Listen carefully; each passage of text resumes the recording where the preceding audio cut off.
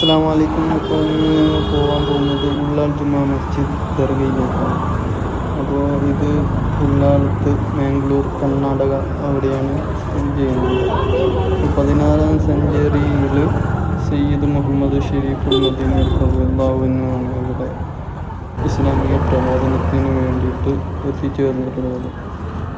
പിന്നെ ഇതൊരു വലിയ പ്രസിദ്ധമായ ഒരു ചരിത്ര മഖാമാണ്, പള്ളിയാണ്. അപ്പോൾ 5 വർഷം കൂടുമ്പോൾ ഇവിടെ ഉറൂസും വലിയ രീതിയിൽ ഒരു ഉറൂസൊക്കെ വെച്ച് നടത്താറുണ്ട്. ഇത് ഇൻഡോ ഇസ്ലാമിക് ആർക്കിടെക്ചറിലാണ് ഇത് പണി കഴിപ്പിച്ചിട്ടുള്ളത്. അപ്പോൾ ഏകദേശം കുറേ ആൾക്കാർക്ക് നിസ്കരിക്കാൻ പറ്റുന്ന ഒരു വലിയൊരു പള്ളി കൂടിയാണ്.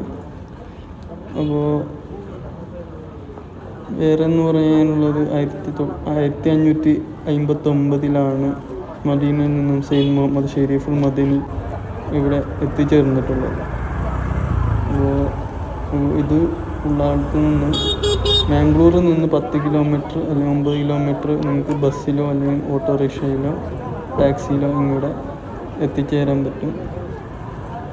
പിന്നെ വേറെ എന്ന് പറയുന്നത് ഇത് 24 മണിക്കൂറും ഓപ്പണായിട്ടുള്ള ഒരു മസ്ജിദാണ്.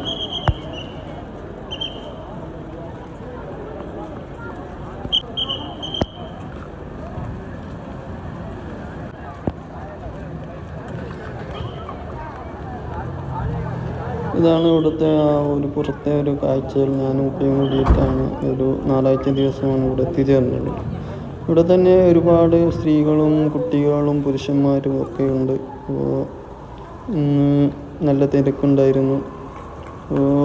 ബോറിൻ്റെ സമയമാണ്. അപ്പോൾ ഏകദേശം മഖാമൊക്കെ അടിച്ചിടുന്ന സമയമാണ്. നിസ്കാരത്തിന് ശേഷമാണ് മസ്ജിദൊക്കെ തുറന്ന് ഇടാറുള്ളൂ. അപ്പോൾ ഒരുപാട് വിഷയാചകന്മാരും അപ്പോൾ സൗത്ത് ഇന്ത്യയിൽ നിന്നും ഏകദേശം നോർത്ത് ഇന്ത്യയിൽ നിന്നും ഒരുപാട് ടൂറിസ്റ്റുകളും അതുപോലെ ഇതിന് മഖാം സിയാറത്താകാൻ വേണ്ടിയിട്ട് ഒരുപാട് ആൾക്കാർ ഇവിടെ എത്തിച്ചേർന്നിട്ടുണ്ട്. വളരെ വിശാലവും ഇതുപോലെ വളരെ സുന്ദരവുമായ ഒരു പള്ളി കൂടിയാണിത്. അപ്പോൾ ഇതൊക്കെ ഒരു വിശ്വാസിയെ സംബന്ധിച്ചിടത്തോളം ഒരു ദർഗാ മഖാം സിയാറത്ത് ചെയ്യുന്നുള്ളത് അദ്ദേഹത്തിന് മനസ്സിന് സമാധാനവും അതുപോലെ ആത്മീയമായി ബന്ധപ്പെട്ട ഒരു നല്ല ഒരു കാര്യം കൂടി തന്നെയാണ്. ഇതാണ് അവിടെയുള്ള കവാടത്തിനുള്ളിലോട്ട് കടന്നു വേണം വലിയൊരു കാഴ്ച കാണാൻ. അപ്പോൾ ആ കവാടത്തിനുള്ളിലോട്ട് ഇങ്ങനെ പോവുകയാണ്.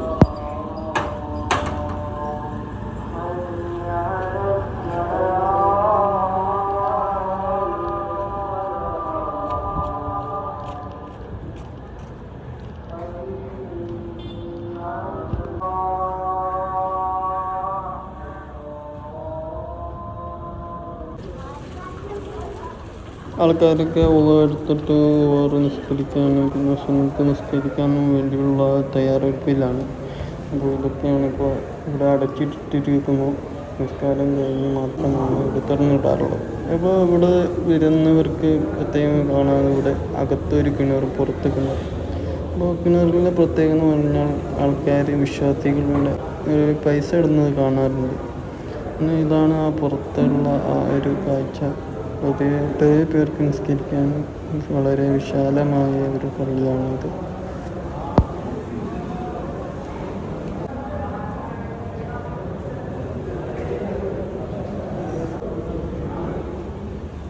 അങ്ങനെ ഞാൻ പള്ളിയുടെ മേലോട്ട് നടന്ന് നീങ്ങിയാണ്.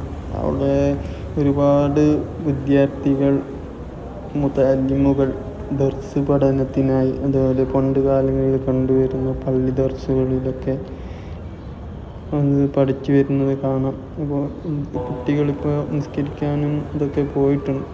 പുറത്തുനിന്ന് കാണാൻ പറ്റുന്ന വളരെ വിശാലമായ ഹൗളും ആ കുളവും പള്ളിക്കുളവും ഒക്കെയാണ്. അപ്പോൾ ഞാൻ അകത്തേക്ക് കയറുകയാണ്. അപ്പോൾ അടുത്ത കാഴ്ചകൾ കാണാം.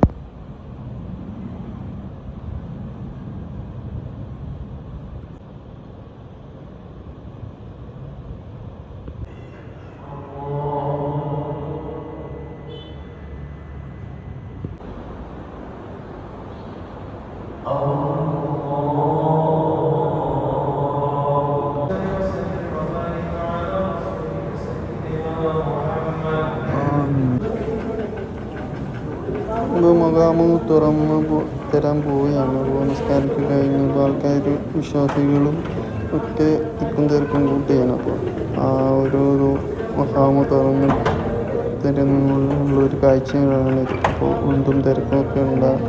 അപ്പോൾ ആ വലിയ ഷെയ്ഖ് സുൽത്താൻ സയ്യിദ്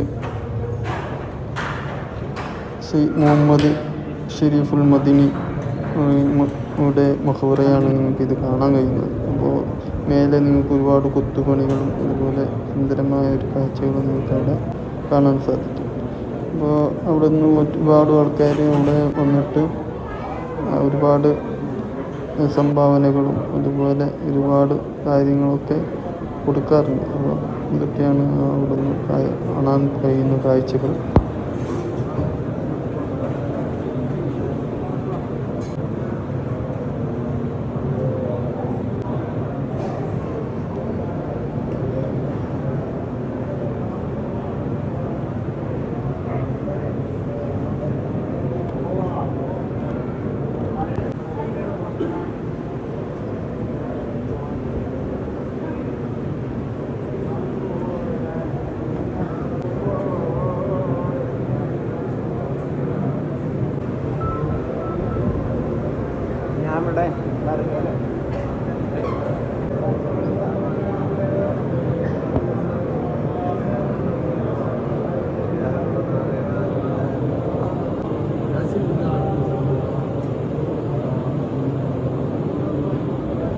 അങ്ങനെ ഞങ്ങൾ അവിടെ നിന്ന് യാസീനൊക്കെ ഓതി അവിടെ ഒരുപാട് തലയിൽ എണ്ണയൊക്കെ തേച്ച്.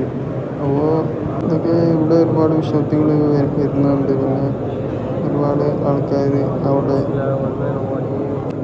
മന്ത്രിച്ചോതുന്നതും പിന്നെ അവിടെ ഉള്ളവർ തലയിൽ മന്ത്രിച്ചോതുന്നതൊക്കെ കാണാം. അപ്പോൾ ഇതൊക്കെയാണ്. അപ്പോൾ ഇവിടെ നിന്ന് പുറത്തെ ഒരു കാഴ്ച കൂടിയാണ് അത്. അപ്പോൾ ഞങ്ങൾ അവിടെ നിന്ന് ഇറങ്ങി. അപ്പോൾ ഇനിയുള്ള ഞങ്ങളെ പരിപാടി എന്ന് പറയുന്നത് അവിടെ ഉച്ചക്കഞ്ഞി എല്ലാ ദിവസവും കൊടുക്കാറുണ്ട്. ചില ദിവസങ്ങളിൽ നെയ്ച്ചോറും ബിരിയാണിയും ഒക്കെ കൊടുക്കാറുണ്ട്. അപ്പോൾ അവിടെ അടുത്ത് തന്നെയാണ് ക്യാൻറ്റീൻ. ഇപ്പോൾ ഇതാണ് ഇവിടെയുള്ള ആ ഒരു താലീങ്ങൾ പഠിപ്പിക്കുന്ന ദർസ്. അപ്പോൾ ഇന്ന് ഒരുപാട് സ്ത്രീകളും കുട്ടികളും ഒക്കെ ഇവിടെ വന്നിട്ടുണ്ട്. കാറിലും ബൈക്കിലും. ഇതാണ് അവിടുത്തെ ക്യാൻറ്റീൻ. അപ്പോൾ സൗജന്യമായിട്ടാണ് അവിടെ ഭക്ഷണം കൊടുക്കുന്നുള്ളത്. ഒരുപാട് ആൾക്കാരുണ്ട്. അങ്ങനെ ചോറും അതുപോലെ കഞ്ഞിയും പയറും ഉപ്പേരിയും ഒക്കെ ഉണ്ട് അവിടെ. അപ്പോൾ ഇതൊക്കെയാണ് ഇന്നത്തെ ആ കാഴ്ചകൾ. കഴിച്ച് കഴിഞ്ഞ് പോയിട്ട് മുടങ്ങുകയാണ്. അപ്പോൾ ഇതൊക്കെയാണ് ഇവിടെ എനിക്ക് കിട്ടിയിട്ടുള്ളത്. അപ്പോൾ അടുത്ത വീഡിയോയുമായി നിങ്ങൾ വീണ്ടും വരാം. അപ്പോൾ ഞങ്ങളുടെ വീഡിയോക്ക് ലൈക്കും സബ്സ്ക്രൈബും ചെയ്യുക. അപ്പോൾ ആ ഒരു പുറത്തെ ഒരു കാഴ്ച കൂടിയാണ് ഇത് നടന്നു നീങ്ങിയാണ്. അപ്പോൾ എല്ലാവരും ഈ റമദാൻ മാസത്തിൽ പ്രാർത്ഥനകളിൽ മുഴുകിയിരിക്കുകയെന്ന് ഞങ്ങൾ അറിയിക്കുന്നു. അപ്പോൾ എല്ലാവർക്കും ഒരിക്കൽ കൂടി അസ്സലാമു അലൈക്കും. വലൈക്കും അസ്സലാം.